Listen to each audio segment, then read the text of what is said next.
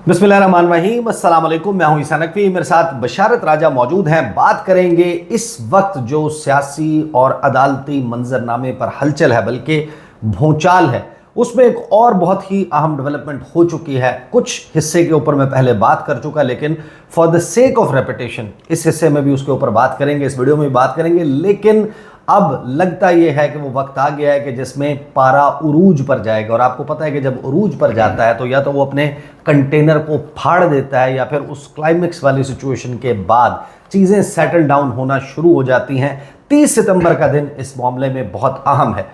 जो practice and procedure act के तहत बनने वाली कमेटी और उस कमेटी के तब्दील होने के बाद बनने वाली कमेटी का जो इजलास हुआ है, उस इजलास में कुछ चीज़ें तय हुई हैं। और 30 सितंबर के लिए 63A की तशरीह का मामला, वो फैसला रिव्यू के लिए फिक्स हो गया है। अब इस रिव्यू में क्या एक्सपेक्टेड है और ये किस तरीके से जुड़ा हुआ है, एक खत तो आ गया हमारे सामने जो जस्टिस मंसूर अली शाह ने लिखा, वो मैं आपके सामने रख दूंगा। इससे पहले कि मैं बशारत राजा साहब से इस पर बात करूं, लेकिन एक बात जो किसी को अच्छी लगेगी, किसी को बुरी लगेगी, लेकिन मेरी अंडरस्टैंडिंग ये है कि जो 63A की तशरीह वाला मामला है, इसको दोबारा जिस तरीके से सुप्रीम कोर्ट में फिक्स किया जा रहा है, जो बेंच बना है, जो बेंच की तश्कील है, आउटकम उससे जो है, अगरचे काजी फायज़ साहब ये कहते हैं कि पहले ज़माने में होता था कि पता चल जाता था कि जब बेंच बनता था तो फैसला क्या आएगा, लेकिन अभी भी जो बेंच बना है उसमें मैंने जो कहा था उन्होंने कि मुझे पता चल जाता है, उसमें पता चल रहा है कि फैसला क्या आएगा। तो उस फैसले का मतलब या हुकूमत इसके लिए तगोदो क्यों कर रही है? जो मौजूदा मंजरनामा है उसमें पाकिस्तान के आइन में बुनियादी तब्दीलियां करनी हैं, पाकिस्तान में एक नया अदालती ढांचा तश्कील दिया जाना है, और उसकी राह में इस वक्त बहुत बड़ा सवाल मौजूद है। वो है 63A। 63A जो है वो क्यों आई थी? पाकिस्तान के कानून में ये आर्टिकल्स क्यों मौजूद हैं कि हॉर्स ट्रेडिंग नहीं होनी चाहिए, फ्लोर क्रॉसिंग नहीं होनी चाहिए। एक बंदा अगर वो नवाज शरीफ की चेहरे पर, नवाज शरीफ की सियासी स्ट्रगल पर या नारे पर या मंशूर पर वोट लेकर और उसके पार्टी टिकट पर वोट लेकर पार्लियामेंट में पहुंचा है, तो वो किसी और सियासी जमात के लुभाने पर, उनके ललचाने पर, उनकी तरफ से ओहदा, मरात, फंडिंग या पैसा दिए जाने पर अपनी साइड स्विच नहीं कर सकता, पार्टी पॉलिसी के अगेंस्ट वोट नहीं दे सकता।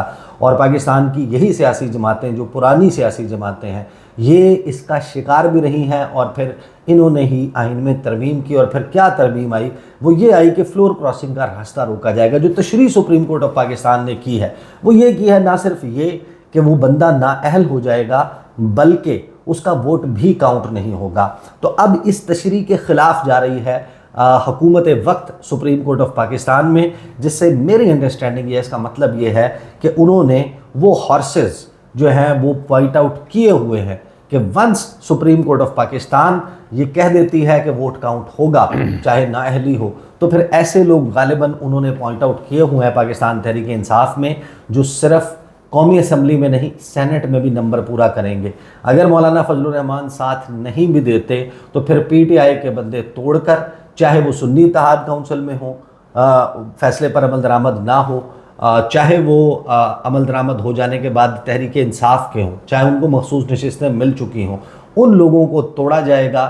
और 63A की वो तशरीह जो जस्टिस मुनीब अख्तर जिस तशरीह के ऑथर जज थे, वो अप्लाई नहीं होगी। तो ये नंबर सेनेट ऑफ पाकिस्तान की असल गेम है। कौमी असम्बली में तो नंबर पूरा हो जाता, सेनेट ऑफ पाकिस्तान में नंबर पूरा करने के लिए उसको इस्तेमाल किया जाएगा। तो लगता यह है कि दराड़ जो है वो डालने में कामयाब हो जाएगी हुकूमत, in that case into the Pakistan Tehreek Insaf. जनाब बशारत राजा साहब, मंसूर अली शाह साहब का ख़त सामने आया, और उस ख़त में मंसूर अली शाह ने जो जजेस कमेटी है उसमें गैर जमहूरी रवैया काजी फाइज ईसा साहब का और वन मैन शो चला। ये असूली खत एक बात याद रखे, पढ़ने से पहले जस्टिस मंसूर शाह ने असूली, मैं नहीं पढ़ रहा ये क्योंकि मैं तफसील सामने रख चुका हूँ, मैं सिर्फ रेफरेंस दे रहा हूँ। ये असूली खत लिखा उन्होंने ना, ये हाँ, कोई मैं सिर्फ रेफरेंस दे रहा हूँ। असूली खत तो जाहिर है कि है, जब आप मास्टर ऑफ द, आपने पूरा उसका जो सिलसिला बनाया था। जस्टिस मुनीब अख्तर जब इसकी समाअत हो रही थी तो आपको याद होगा कि बड़ी खूबसूरत इंग्लिश बोलते हैं जस्टिस मुनीब अख्तर, और लिखते भी बड़ा खूबसूरत है। वो बार बार ये पूछ रहे थे कि अगर हम ये अख्तियार पार्लियामेंट को दे देते हैं तो फिर वो फैसला करेंगे कि ये केस किस जज के सामने लगना है, बेंच कौन सा बनना है। वो बार बार ये सवाल उठा रहे थे कि मास्टर ऑफ द रोस्टर कौन होगा। उस वक्त आप कह रहे थे नहीं जी ये जमहूरियत और आइन की फतह है, मतलब शादियाने बजा रहे थे ना आप, इंक्लूडेड तमाम जजेस के। और फिर उसके साथ हमारे शहबाज शरीफ साहब, वज़ीर कानून साहब असेंबली में, वो पंजाबी कहते हैं कानून, वज़ीर कानून। तो ये मुझे बताएं, काजी फाइज ईसा साहब ने तो अभी नए अदालती साल के आगाज़ पे जो तकरीर की, आप वहाँ पे मौजूद थे जी, उस तो तकरीर में उन्होंने दो बातें की थी। एक, उन्होंने कहा था कि मैंने बादशाहत ख़त्म कर दी, मैंने डिक्टेटरशिप ख़त्म कर दी, मैंने वन मैन शो ख़त्म कर दिया, और अब जो है वो कमेटी फैसले करती है। तो ये कमेटी का बताएं कि ये क्या? मैं बताता हूँ आपको। ये उन्होंने तकरीर की और फिर हम जब वो ख़त्म हुई उनकी स्पीच तो हम पीछे चले गए चाय पीने के लिए। तो चीफ जस्टिस साहब खड़े थे तो सामने हम साफ़ी खड़े थे। तो उस दिन मेरे उनके साथ कुछ गुफ्तगू भी हुई थी। एक तो वो बेंचेस की जो कंपोजिशन के हवाले से कि किसी को पता नहीं चलता, मैंने कहा जी मैं बता सकता हूँ कि पता चल जाता है फैसला क्या आएगा। उससे पहले वो कह रहे थे जी कि मैंने बादशाहत ख़त्म, ये लफ्ज़ थे उनके, मैंने बादशाहत ख़त्म की है, मैंने अपने इख्तियार अपने साथी जजेस में तकसीम किए हैं, ये जमहूरियत है। आपने कभी इस पर वीलाग नहीं किया, आपने कभी इस पर प्रोग्राम नहीं किए, आपने कभी इस पर कॉलम नहीं लिखे, आपने कभी एडिटोरियल इस पर नहीं किया। मैंने कहा जी जब ये आपने प्रैक्टिस एंड प्रोसीजर का फैसला दिया उस वक्त हमने किया था ये, लेकिन उसमें मास्टर ऑफ द रोस्टर को उसको भी डिस्कस किया था हमने। लेकिन मुझे ये बताएं शाह साहब के जब आप सदर साहब उस ऑर्डिनेंस पे दस्तखत करते हैं, वो सदर की सही खुश्क होने से कबल अभी सही खुश्क नहीं होती दस्तखतों वाली, तो चीफ जस्टिस साहब जस्टिस अमीनुद्दीन खान का नाम कमेटी में डाल देते हैं दस्तखती जज के।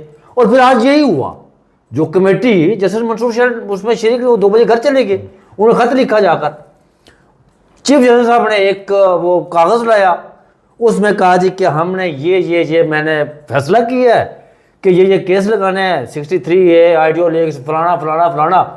तो जस्टिस साहब आप, उन्होंने कहा जी लाओ जी मैं ज़रा दस्तखत कर देना है। वो तो उन्होंने दस्तखत ही की है ना। जस्टिस अमीनुद्दीन खान ने अपना माइंड पहली दफ़ा अप्लाई किया इस मखसूस नशिस्तों वाले केस में, और जिसको सुप्रीम कोर्ट के 8 जजेस ने कहा कि ये उनकी शान नहीं है, पहली दफ़ा माइंड अप्लाई किया। अच्छा, वो भी नेगेटिव थी। मुझे ये बताएं कि वो प्रैक्टिस एंड प्रोसीजर की कमेटी का इजलास हो गया, एक तो दावा किया था उन्होंने बादशाहत ख़त्म करने का, तो वो तो रिजरेक्शन हो गई उसकी। बादशाह खत्म नहीं सर, बादशाह तो उन्होंने दोबारा ली ना, वन मैन शो वाला। ये जाहिर है कि ये मेरी राय नहीं है, ये सीनियर प्यूने जज सुप्रीम कोर्ट के जस्टिस मंसूर अली शाह, नहीं वो 26 अक्टूबर को चीफ जस्टिस बनेंगे, जो खत में मौजूद है, वो उन्होंने ये बात की है। अब जो दूसरी बात उन्होंने कही थी काजी फाइज ईसा साहब ने, उन्होंने ये कहा था कि अब कोई बेंच को देखकर ये अंदाजा नहीं लगा सकता इसका फैसला क्या आएगा। तो प्रैक्टिस जो हम ख्याल वाला कॉन्सेप्ट, वो 63A वाला जो अभी केस लगाया वो क्या है, बेंच बना है। अब देखें जी, उस बेंच में पहले justice Ijazul Hasan chief justice Umar Ata Bandial थे, वो चले की कर, वो रिटायर्ड हो गए ज़्यादा दोनों। जस्टिस वो मज़हर आलम मियां खेल जो पहले इनकार कर चुके थे डाक जज बनने से कि मैं नहीं हल्फ उठाऊंगा जी, फिर बाद में उन्होंने खत लिखा जो उन्होंने निक्की जी हाँ करके तो आ गए दोबारा डाक जज बनने के लिए, वो भी इस फैसले में मौजूद थे, उसको भी उन्होंने रखा है। अब जस्टिस अमीनुद्दीन खान को अपने साथ उन्होंने रखा है, जस्टिस मुनीब अख्तर को।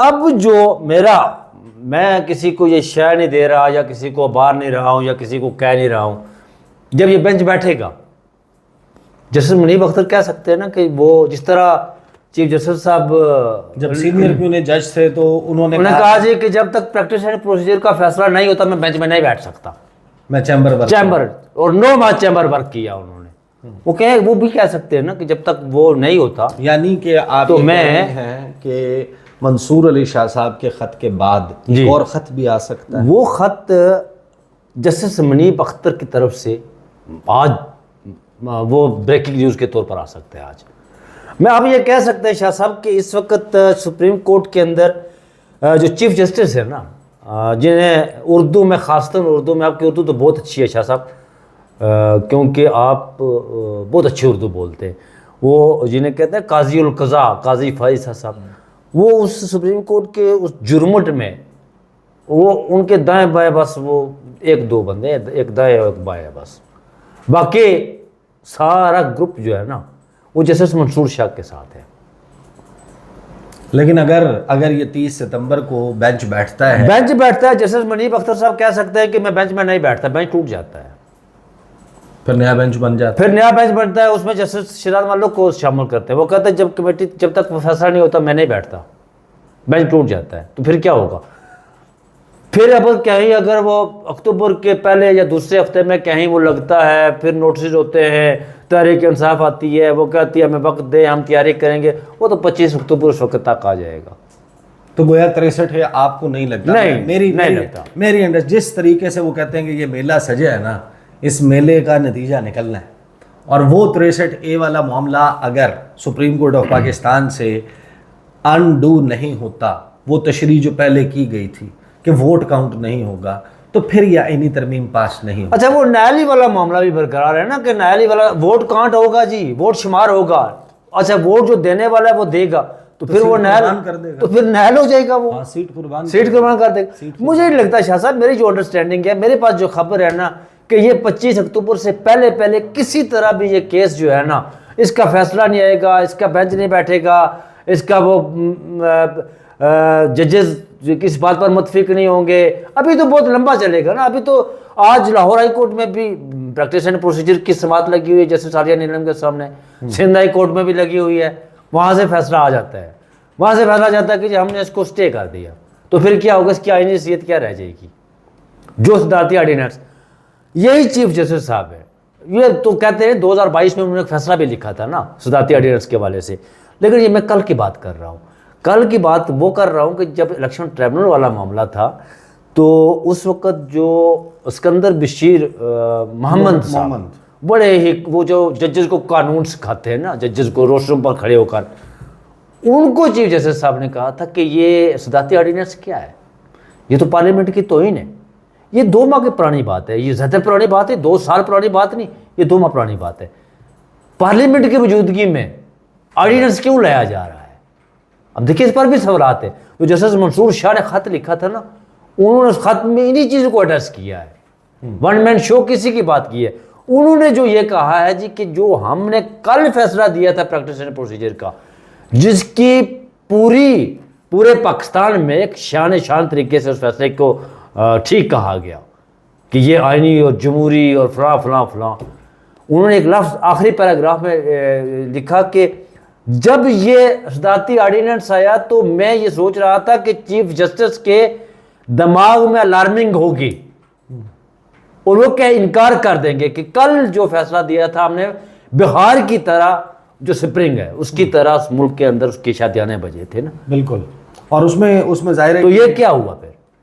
अब ये तो एक बड़ी एक शॉकिंग चीज़ इवन जस्टिस मंसूर अली शाह के लिए थी, क्योंकि मंसूर अली शाह साहब ने जो लिखा है उसमें उन्होंने बड़ा सवाल उठाया है chief justice of Pakistan justice Qazi Faez Isa पर भी कि ये वन मैन शो है, ये अनडेमोक्रेटिक है, ये गैर जमहूरी है, इस तरीके से नहीं किया जा सकता। अच्छा, ये जस्टिस मंसूर शाह के अलावा शाह साहब, आप कल रात के तमाम एनालिसिस, अब मैं बाकी किसी को, आप सलीम साफ़ी को उठाकर सुन लें। सलीम साफ़ी जैसा शख्स वो ये कहता है कि सुप्रीम कोर्ट ऑफ पाकिस्तान में जो फैसला दिया है ये हुकूमत को इस पर अमल दरामद करना पड़ेगा, और जो सदारती ऑर्डिनेंस ये बदरीती की बुनियाद पर जारी ये तो ऑब्वियस है, सबको मालूम है, सबको नजर आ रहा है। बहरहाल जस्टिस मंसूर अली शाह ने लिखा कि देयरफॉर 8वां पैराग्राफ अपना तमाम मुद्दा बयान करने के बाद कि ये वन मैन शो है, ये गलत तरीके से हुआ है, जस्टिस मुनीब को कैसे निकाला गया, फिर 4थे नंबर की सीनियरिटी के बंदे को कैसे कमेटी में लाया गया, और मैं उस वक्त तक नहीं बैठूंगा जिस वक्त तक इस ऑर्डिनेंस के ऊपर या तो फुल कोर्ट बेंच जो है वो सब वैसे बात दुरुस्त है। मुझे ये बताएं जी कि जस्टिस यहिया अफरीदी का क्या कसूर था यार? आपने उसको क्यों नहीं बिठाया अपने साथ? आपने जस्टिस अमीनुद्दीन खान को क्यों अपने साथ बिठाया? कि मंसूर शाह को आपने अक़लियत में डालने के लिए कि अमीनुद्दीन खान मेरे सामने, मैं ये फाइल उसके सामने रखूंगा कि वो कहेगा चले दस्तखत कर दे इस पर। सही। तो उसमें जो लिखा है जस्टिस मंसूर अली शाह ने वो ये लिखा है, अपना तमाम मुद्दा बयान करने के बाद कि इन तमाम दर्ज बाला चीज़ों और हक़ाइक़ की रोशनी में मैं बड़ी मजबूती से इस बात पर यकीन रखता हूँ कि जिस वक्त तक जो तरमीमी ऑर्डिनेंस है उसकी आइनी वैलिडिटी, उसके आइनी तौर पर दुरुस्त होने का फ़ैसला नहीं हो जाता फुल कोर्ट के ज़रिए, या फिर जो जजेस हैं इस कोर्ट के वो इन अमेंडमेंट्स को फुल कोर्ट मीटिंग में ओके नहीं करते, उस वक्त तक मैं इस कमेटी में नहीं बैठूंगा। और ये कमेटी ज़ाहिर है कि काजी फ़ाइज़ साहब के वक्त के दौरान जब तक चलती है उस वक्त तक वो बैठने से इनकार कर चुके हैं। और बशारत राजा साहब की अंडरस्टैंडिंग ये है कि ये जो 30 सितंबर के लिए बेंच बनाया गया है 63A की तशरीह के लिए, उसके रिव्यू के लिए, उसमें हो सकता है कि जस्टिस मुनीब अख्तर भी बैठने से इनकार कर दें, और सिर्फ इनकार नहीं करें बल्कि एक ख़त जैसा जस्टिस मंसूर अली शाह का सामने आया, जस्टिस मुनीब अख्तर का भी पॉसिबली ऐसा एक लेटर मंजर आम पर आ सकता है। अब तक के लिए इतना ही, मुझे इजाज़त दीजिए। अल्लाह हाफ़िज़।